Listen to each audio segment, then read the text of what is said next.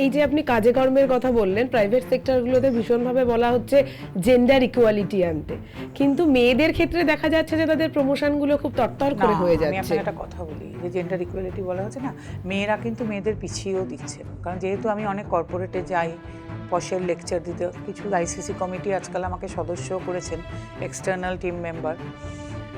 এই যে অনেক মেয়ে করছেন, আমি সব মেয়ে অবশ্যই বলছি না, এখনও অনেক মেয়ে আছেন যাদের ওপর কিন্তু এই ধরনের মানে মি টু যেটাকে বলা হয় বা এগুলো করা হয়, তারা কিন্তু বলেন না। কারণ তাদের অনেকেরই চাকরির টাকাটা হয়তো তাদের সংসারে লাগে, তারা জানেন এরকম কমপ্লেন করলে আমার চাকরিটা যেতে পারে, তারা কিন্তু চুপ করেই আছেন। কিন্তু কিছু মেয়ে হয়তো অনৈতিক সুবিধা নেবার জন্য এই ধরনের কমপ্লেন করছেন, বা ভেতরের ব্যক্তিগত রাগ ঝাল মেটাবার জন্যে। এরকমও আছে যে বসের পারফরমেন্স অ্যাপ্রাইজালটা পছন্দ হয়নি বলে তার নামে এরকম করে দিয়েছেন, বা বস হয়তো তাকে একটু বকাবকি করেছেন, কাজটা পছন্দ হয়নি বলে করে দিয়েছেন। এগুলো নিজের চোখে দেখা। একটি অদ্ভুত ঘটনা এসেছে যে আজকাল হয়েছে না যে অফিসের বিভিন্ন টিম বা বাইরে যান একটা ট্রেনিংয়ের জন্যে, একটা মানে রিল্যাক্সেশনও হবে আবার ট্রেনিংও হবে, সেখানে মানে দুটি মেয়ে এবং একটি ছেলে রাত্রিবেলা তারা একটা রুম শেয়ার করেছেন, এবং অফিসের অন্য লোক কিন্তু তারা কেউ জানেন না, সবাই ঘরে ঢুকে গেছেন, তারপরে কে কী করছে জানার কথা নয়, swapping kind of a thing.